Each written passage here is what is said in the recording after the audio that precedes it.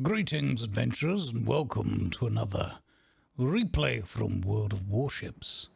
This is a battle that took place where I had just picked up the Jutland on the Research Bureau regrind, as it were, the UK destroyer tech tree, and yes, we went in to see what we could get done. We'd upgraded the B hull, and we still had the initial gunfire control system. And yeah, well, let's see what happened. It turned out to be quite the exciting ending for this one. So settle in, get yourself a nice cup of tea or coffee or a cold beverage of your choosing, and hope you'll enjoy it, folks.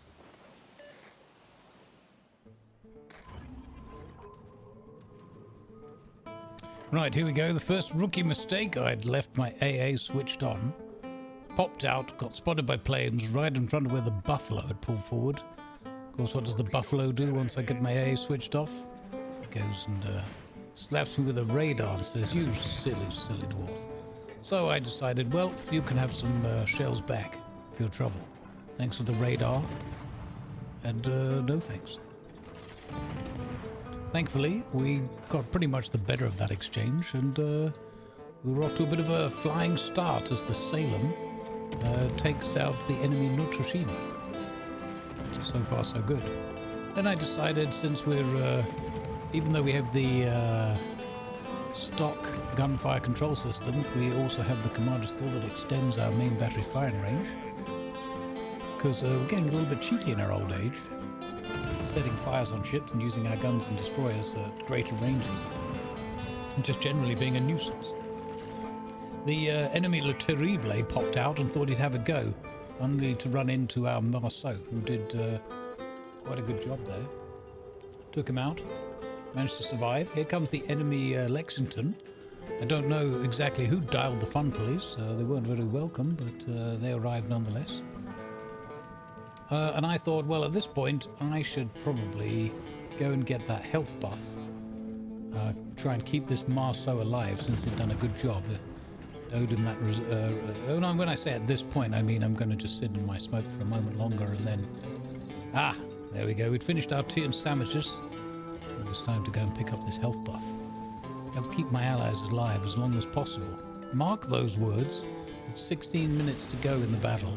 Keep my allies alive as long as possible. Alright, action. Ruprecht ahead there.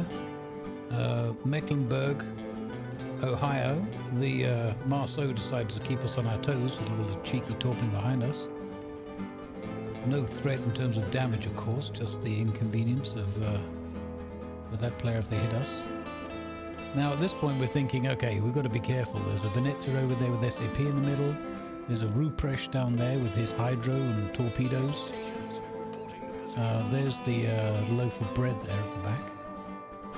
And Mr. Buffalo decided that whilst he'd had a bit of a rough go of it the first time, he thought he'd come back and try and bear further inconvenience. Of course, I was having none of it, and proceeded to tickle his paintwork.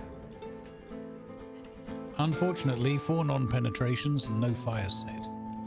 Rat.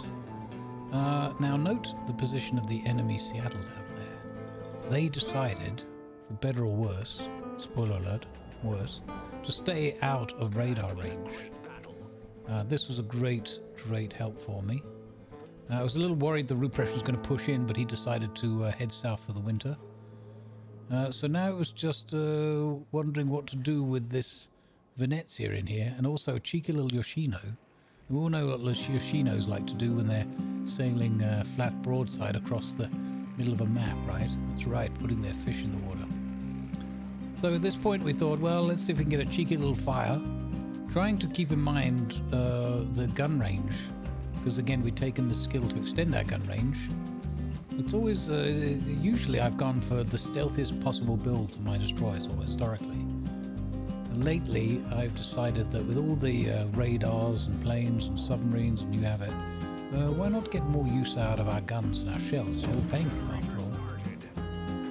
And I've started to utilize more range-oriented builds. It works, you know, pretty well overall. There's a few ships where it's a bit more fiddly, and others where it works rather exceedingly well. I'm still in the process of going through Mogador and getting my way up to Kleber, so I've been told that that one's quite the chuckle with this kind of build, but we shall see. So far so good.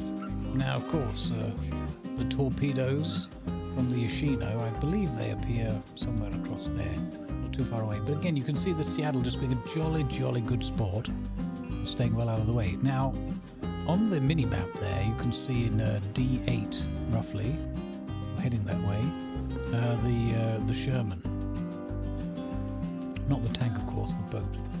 And he's popped up, and he would prove to be a very interesting challenge. Sherman, of course, well, not only is he full health with various buffs and things, but incredibly fast rate of fire, and these ghastly SAP shells that can shred a destroyer in no time at all. Not just a destroyer, but in particular. There were some Yoshino torps there. No harm, no foul. Ruprecht staying just far enough back so as not to be a direct threat. And then we spot a Veneto. Now, we were going to make very good friends with this Veneto over time. We were going to offer him plenty of portions of fish, and he was going to very graciously receive them.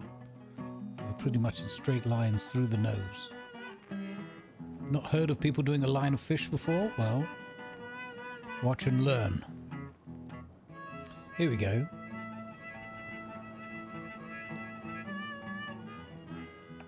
Now, I'm not the best when it comes to these single fire torps. I tend to stick to the normal torpedo launches a lot of the time, but you know, try to get a little bit of practice here and there. And my thinking here at this point in the match was, I'm almost certainly not going to hit him because, you know, Italian battleships and all that, turning like cruisers, frustrating to torpedo at. And then I noticed that he was just sort of, I don't know, ambling along, perhaps some music playing, enjoying some nice fine coffee, some ice cream, a gelato.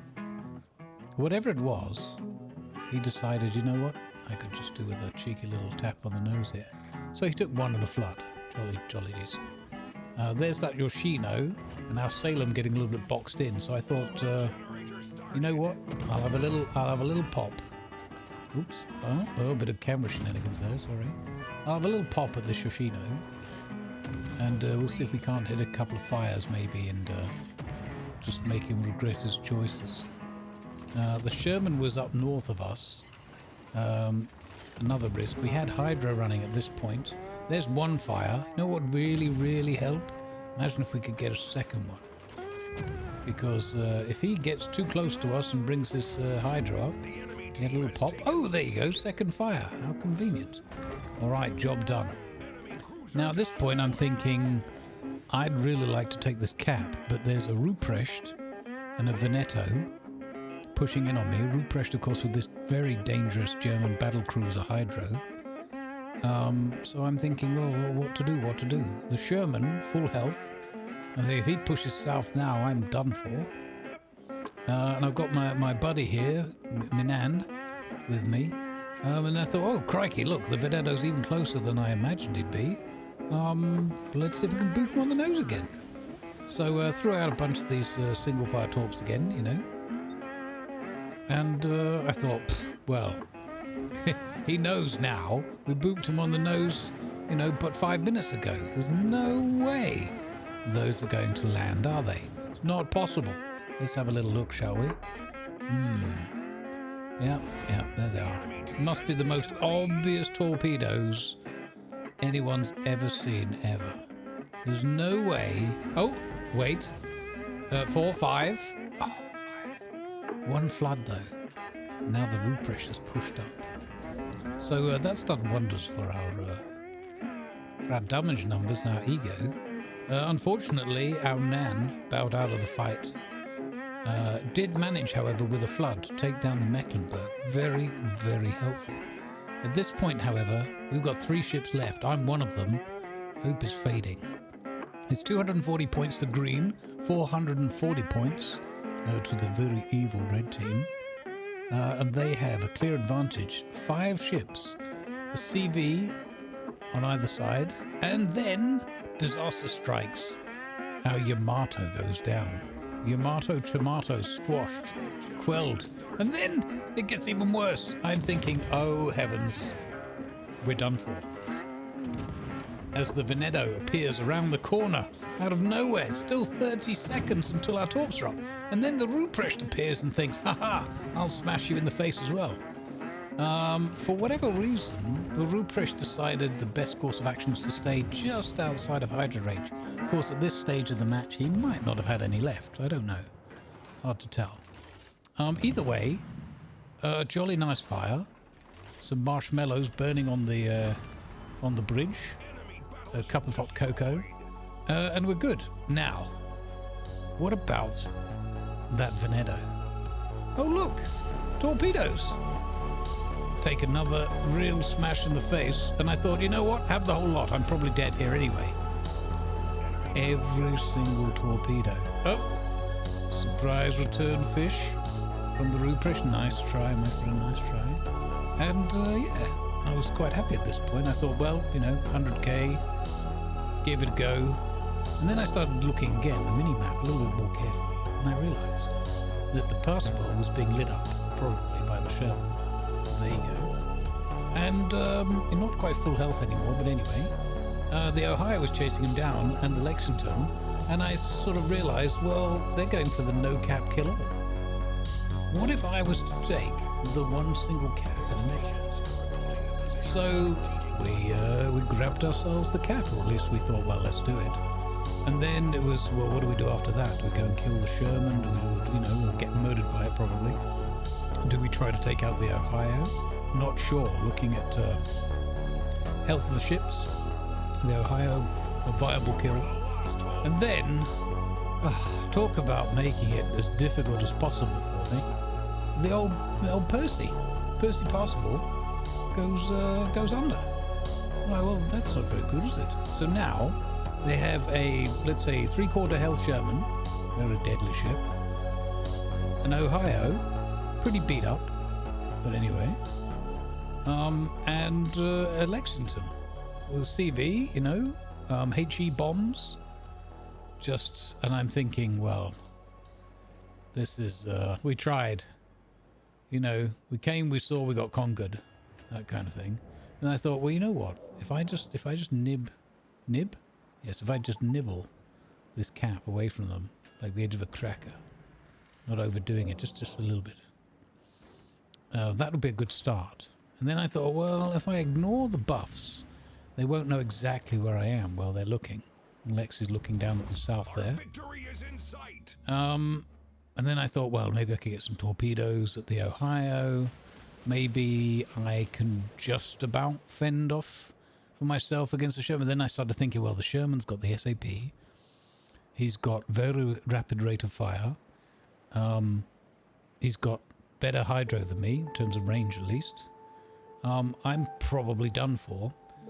I was heading that way, and then I thought, well, you know what? They're all too far away from the cap. If we could just keep them back a little bit, use some torpedoes, you know, harry them, keep them away. And then I realised as well that old Percy Parsifal, despite losing his ship, had kept some of his planes up and was just having a little bit of a look around for me. Just like, look what's over here. Maybe there's something over here. And I thought, well, that's jolly nice of you. I was so tempted to fire here, but it would have been the game's end. So we're trying to work out, like, based on the points and the counters on the screen and everything.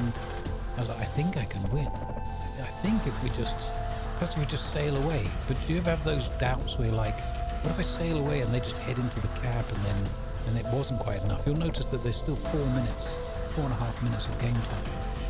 So I thought, here's what we'll do. We'll use the plane spotting while we've got it. We'll try and chip away at the Sherman if we see him.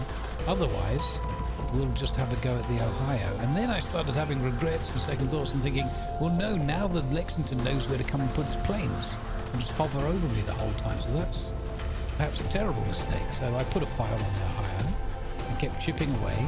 Chippity chip chip chip. The Lexington drops its bombs but misses me horribly. And then I started thinking, well, I better put the Hydro on, because Sherman's got some awkward torque launchers, but they come up pretty quickly. So he'll no doubt have put some torques in the water.